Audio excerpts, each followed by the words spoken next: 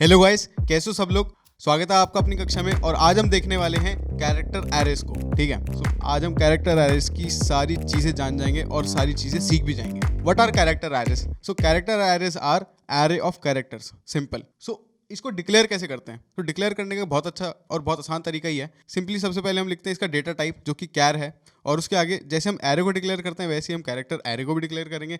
बस इसमें थोड़ी सी मॉडिफिकेशन ये है कि हम इसमें n+1 साइज का एरे लेते हैं रादर देन n साइज का। वो क्यों? क्योंकि हमारा जो लास्ट कैरेक्टर होता है वो एक नल कैरेक्टर होता है जो कि हमें बताता है कि हाँ यार, अब हमारा जो वर्ड है या फिर वो सेंटेंस है वो एंड हो चुका है। ठीक है, सो इस नल कैरेक्टर को लेने की जरूरत क्या पड़ी वो हम जानते हैं। अगर कोई सेंटेंस है ना, उसमें स्पेसेस भी होंगे। सो जनरली C++ में जब हम स्पेस देते हैं तो कंपाइलर ही समझता है कि ठीक है, स्पेस के बाद एक नया वेरिएबल में इनपुट ले रहे होंगे। लेकिन जब हम कोई सेंटेंस इनपुट करा रहे हैं तो उसमें तो यार मैं एक ही वेरिएबल में इनपुट कराऊंगा पूरे कैरेक्टर एरे में, तो वो समझ ही नहीं पाएगा कि यार मेरा वर्ड एंड कहाँ हुआ या फिर सेंटेंस एंड कहाँ हुआ, है ना, क्योंकि स्पेस भी है। तो इसलिए हम लास्ट में एक नल कैरेक्टर डाल देते हैं जिससे कि पता चल जाए कि ठीक है यार, अब मेरा सेंटेंस एंड हो चुका है।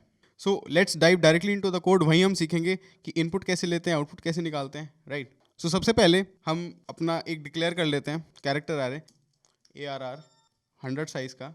और उसमें हम क्या करेंगे, यार मेरा फेवरेट फ्रूट लेते हैं, वो है apple, because an apple a day keeps a doctor away. Apple. अब मेरे को इस कैरेक्टर एरे का एक एक वर्ड एक्सेस करना है। वो हम कैसे करेंगे? लूप लगा के, है ना। और अभी हम वाइल लूप यूज करने वाले हैं और हम नल कैरेक्टर है नहीं है ये भी पहचान जाएंगे इस पर्टिकुलर कैरेक्टर एरे में। इंट i = 0 लेते हैं आइट्रेटर एक वाइल लूप के लिए। So while ARR of i is not equal to null character, simply cout ARR of i and l, और क्या कर दो, i++ कर दो, है ना। Let's save it, run it. तो जैसे हमने देखा एप्पल का मेरा एक एक कैरेक्टर मेरे पास आ गया है। और ये वाइल लूप तभी ब्रेक हुआ होगा जब उसे लास्ट में जो पांचवा कैरेक्टर होगा, 0 से लेके 4 तो मेरा एप्पल था, राइट। और जो मेरा पांचवा कैरेक्टर था वो था नल कैरेक्टर, तभी वो ब्रेक हुआ और हम आउटपुट दे पाए। सो आगे बढ़ते हैं कि यार इनपुट और आउटपुट कैसे लेंगे किसी भी कैरेक्टर एरे में। ठीक है, सो इनपुट लेने के लिए बहुत ही आसान चीज़ है। सिंपली एक कैरेक्टर एरे किसी भी साइज का डिक्लेयर कर लो, या फिर पहले n साइज ले लो और फिर कैरेक्टर एरे ऑफ n+1 बना लो। तो मैं हमेशा क्या करता हूँ, एक बड़ा सा एरे ले लेते हैं, उसमें आराम से इनपुट ले लेते हैं। और इसमें इनपुट लेने की जो कहानी है वो बहुत ही सिंपल है। हमें क्या लिखना हो, तो simple cin ARR, as in मैं सिंपल एक वेरिएबल इनपुट करा रहा हूँ, है ना। सो सीन एरे किया और हम सी आउट ARR कर देंगे तो सी आउट भी हो जाएगा। Let's save it, run it. So let's say मेरा इनपुट था राहुल। सो इस पर मैंने रन किया तो राहुल ही आउटपुट आ गया, बिल्कुल सही है। अगर मेरे को इसका कोई पर्टिकुलर कैरेक्टर एक्सेस करना है, मान लो यार मेरे को ना इसका तीसरा कैरेक्टर चाहिए, तो मैं सिंपली क्या कर दूंगा, सी आउट ARR ऑफ 2, क्योंकि तीसरा कैरेक्टर है तो उसका इंडेक्स n-1 होगा, यानी 2 हो जाएगा। So let's save it, run it. So हमने देखा बिल्कुल सही यार, एच इसका तीसरा कैरेक्टर है और बिल्कुल सही भी है ना। तो हमें इनपुट आउटपुट लेना आ गया है। अब हम देखते हैं इसमें एक बढ़िया सा सवाल, चेक पैलिंड्रोम्स, है ना, कि कोई वर्ड पैलिंड्रोम है या नहीं, वो चेक कैसे करेंगे। पैलिंड्रोम क्या होता है? So check palindrome. सो मेरा एक दोस्त है नितिन, है ना, उसका अगर मैं नाम उल्टा करके भी लिख दूं ना तो वो नितिन ही रहता है ना।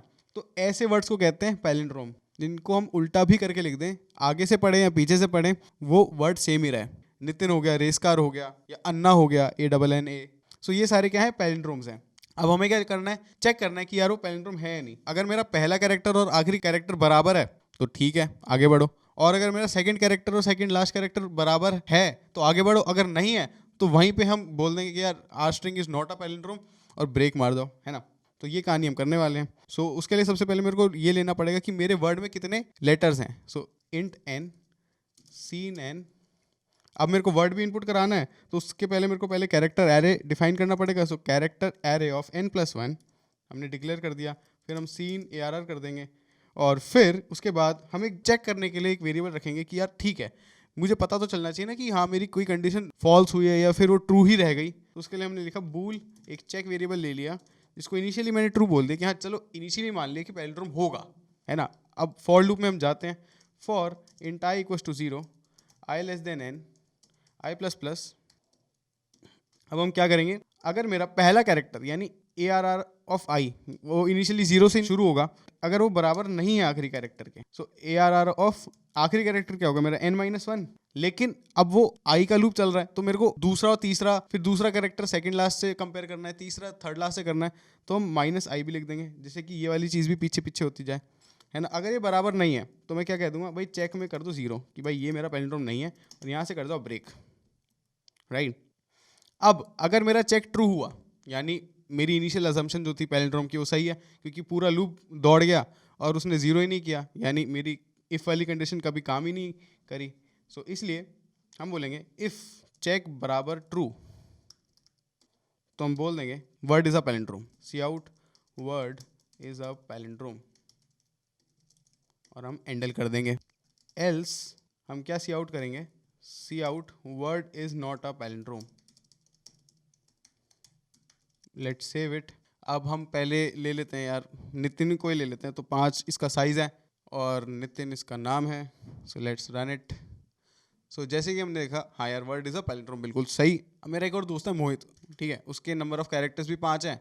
अब देखते हैं क्या, यार word is not a palindrome, बिल्कुल सही बात है। अगर हम सीधा पढ़े तो मोहित है, और उल्टा पढ़े तो तिहोम है, तो भाई बराबर तो नहीं है।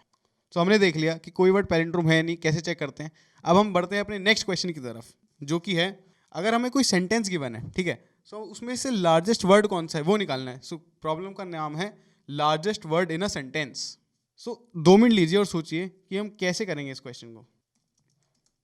आई होप ज़्यादातर लोगों ने सोच लिया होगा, और जिन्होंने नहीं सोचा उनके लिए तो हम हैं ही। So largest word in a sentence. So इसमें क्या फंडा रहेगा यार, मैं जब किसी भी सेंटेंस में ट्रैवर्स कर रहा हूँगा, है ना, तो जब भी उसमें स्पेस आएगा, तो स्पेस से पहले वाला जो वर्ड होगा, अगर मेरे को उसकी लेंथ पता है ना, और मैंने एक आंसर भी रख लिया जिसमें मेरी मैक्स लेंथ स्टोर होने वाली है, सो अगर मेरी उस पर्टिकुलर वर्ड की length is greater than my answer की लेंथ, तो मैं आंसर को अपडेट कर दूंगा, और यही कहानी मैं पूरे सेंटेंस में लगा दूंगा, और लास्ट में मैं अपना आंसर आउटपुट कर दूंगा, ठीक है। सो ये हम करने वाले हैं largest word in a palindrome निकालने के लिए।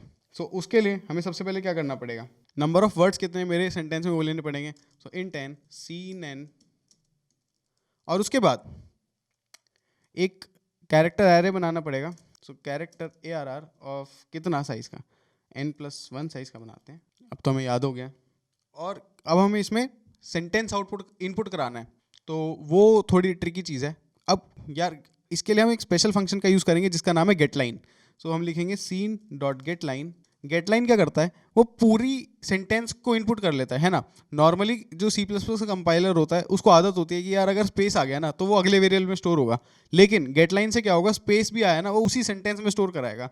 सो सीन डॉट गेटलाइन, जो मेरा एरे है उसका नाम देंगे, और कितने साइज़ का है वो हम दे देंगे, ठीक है। तो इसके बाद एक लाइन लिखनी बहुत ज़रूरी होती है, जो होती है सीन डॉट इग्नोर।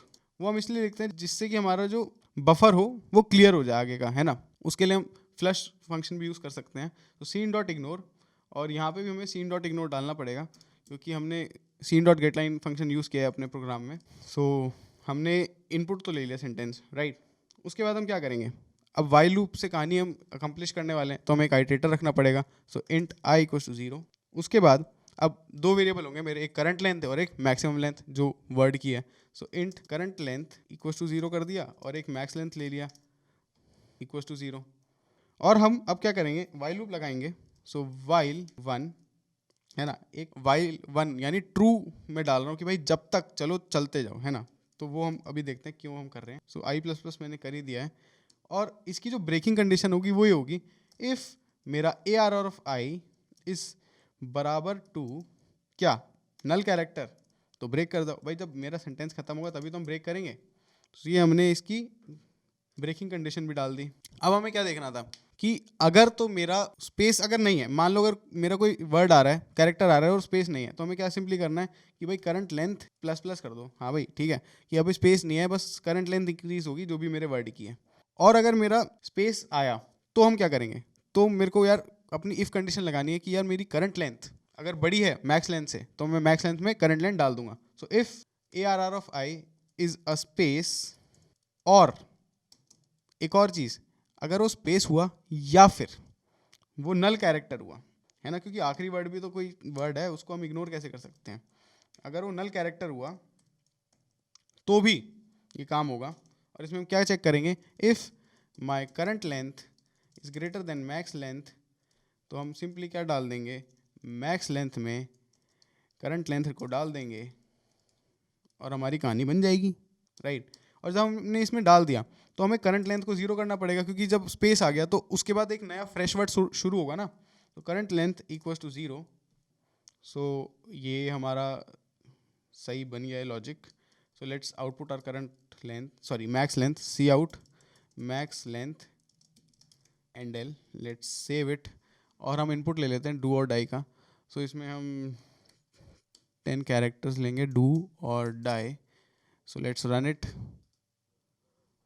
तो इसका आउटपुट 4 आ रहा है यार, 4 तो नहीं आना चाहिए, डाई मेरा 3 शब्द का वर्ड है और ये मैक्सिमम ये आना चाहिए। सो हमने कुछ तो गड़बड़ करी है, देखते हैं कोड में।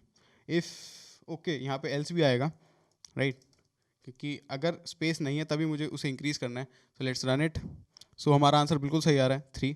सो अब कई बार हमसे बोला जाता है कि यार खाली ना मेरे को मैक्स लेंथ मत ला के दो, मेरे को उसका वर्ड भी ला के दो जो मैक्सिमम लेंथ वाला है ना। तो उसके लिए हम 2 वेरिएबल और रख लेंगे। एक होगा मेरा स्टार्ट, कि स्टार्ट मेरे को बताएगा कि हाँ कि मैक्सिमम लेंथ वाले कैरेक्टर का स्टार्टिंग इंडेक्स कौन सा है, और उसका जो मैक्स एसटी है वो ये बताएगा कि हाँ आंसर वाला कौन सा है मेरा स्टार्टिंग वर्ड का, वो देखना है मुझे। सो इंट एसटी इनिशियलाइज मैंने कर दिया 0 से, और मैक्स एसटी वो भी मैंने 0 से इनिशियलाइज कर दिया, ठीक है। सो एसटी को आप एनालॉगस मान सकते हो करंट लेंथ के, और मैक्स एसटी को एनालॉगस मान सकते हो मैक्स लेंथ के, ठीक है। सो जैसे ही मेरे को पता चला कि यार मेरी करंट लेंथ मैक्स लेंथ है, तो मैं मैक्स एसटी में भी स्टोर कर दूंगा कि हाँ मैक्सिमम लेंथ जिस वर्ड की है उसका स्टार्टिंग कैरेक्टर है एसटी, ठीक है।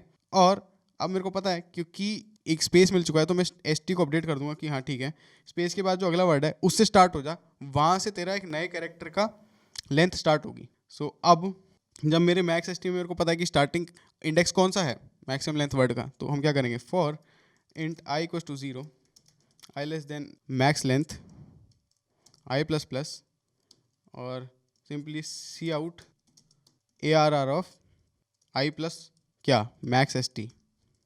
So let's save it, run it. तो जैसे कि हम देख सकते हैं हमारा वर्ड भी आ रहा है डाई। इसको अगर हम डाइंग कर देंगे, और अब मेरे नंबर ऑफ कैरेक्टर्स 12 कर देते हैं।